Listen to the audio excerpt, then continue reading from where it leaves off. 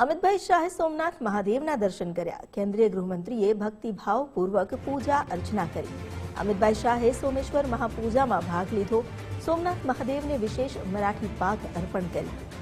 શિવાજી મહારાજ શૈલીની પાઘડી અર્પણ કરવામાં આવી। અમિતભાઈ શાહે સજોડે ધ્વજા પૂજા કરી। મંદિરના શિખર પર ગૃહમંત્રીએ ધ્વજારોહણ કર્યું। સોમનાથ વર્તમાન ઈ-પત્રિકાનો શુભારંભ કરાવ્યો। વિશેષ પૂજા બુકિંગ સેવાનો પ્રારંભ કરાવ્યો। શ્રી સોમનાથ ટ્રસ્ટના ટ્રસ્ટી પણ પધાર્યા।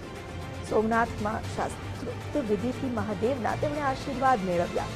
સ્વાભિમાન પર્વ નિમિત્તે વિશેષ પૂજા અર્ચના કરી।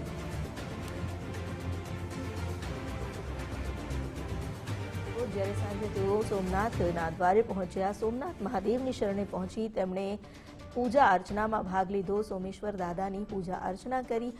સોમનાથ વર્તમાન ઈ-પત્રિકાનો પણ તેમણે શુભારંભ કરાવ્યો। તેઓ સપરિવાર આ પૂજામાં ભાગ લીધો હતો અને ધ્વજા પૂજન કરીને ધ્વજારોહણ પણ કર્યું।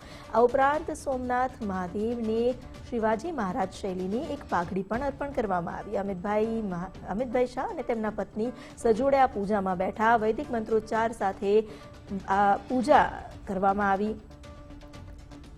સ્વાભિમાન પર્વ નિમિત્તે વિશેષ પૂજા અર્ચના કરી તેઓ ધન્ય થયા। આ મહાપૂજા જે સોમેશ્વર મહાપૂજા તરીકે થાય છે, આ પૂજામાં વિશેષ મરાઠી પાઘ શિવજીને અર્પણ કરવામાં આવી। મહત્વની વાત છે કે ગઈકાલે જ્યારે સ્થાનિક સ્વરાજની ચૂંટણીના પરિણામ આવ્યા ત્યારબાદ તેઓ આ પૂજામાં પહોંચ્યા અને સોમનાથમાં પહોંચીને સોમનાથ દાદાના આશીર્વાદ લીધા અને અમિતભાઈ શાહે સોમેશ્વર મહાપૂજામાં ભાગ લીધો। જે દરમિયાન સોમનાથ મંદિર ટ્રસ્ટ તરફથી પણ તેમને ભેટ આપવામાં આવી।